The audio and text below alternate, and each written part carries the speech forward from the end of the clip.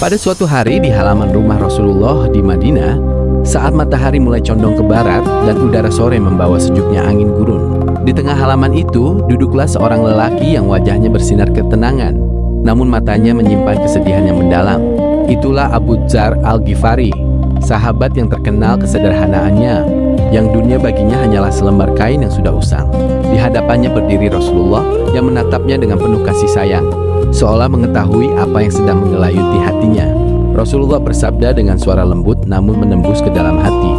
"Wahai Abu Dzar, apakah engkau tahu betapa ringannya dan betapa mudahnya jalan menuju kebaikan, serta betapa dekatnya pertolongan Allah kepada hambanya?"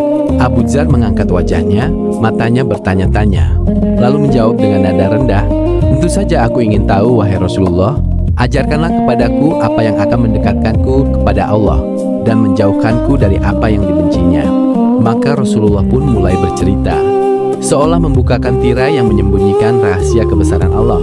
Bayangkanlah wahai Abu Dzar, seorang hamba berjalan di jalan Allah, lalu ia menyapukan tangannya ke ranting pohon yang berduri, lalu ia menyingkirkannya dari jalan orang lain. Itu pun dicatat oleh Allah sebagai amal kebaikan yang menyelamatkannya.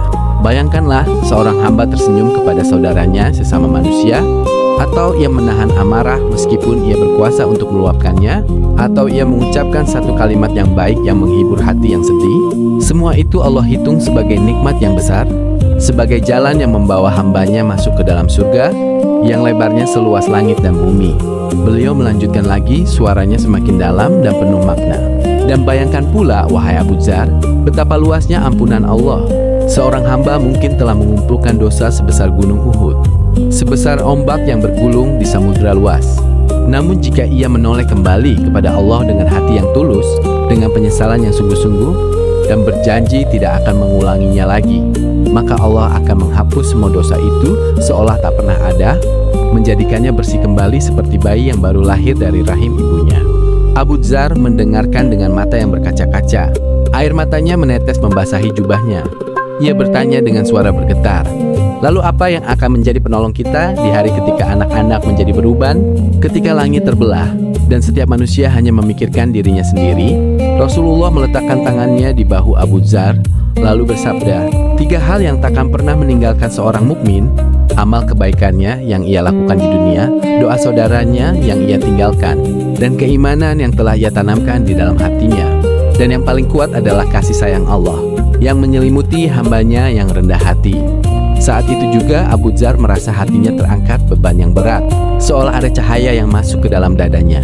Ia tahu bahwa kebaikan itu bukanlah hal yang sulit dicari, melainkan hal yang ada di setiap langkah kaki, di setiap ucapan bibir, dan di setiap kedalaman hati yang mau mendekat kepada Allah.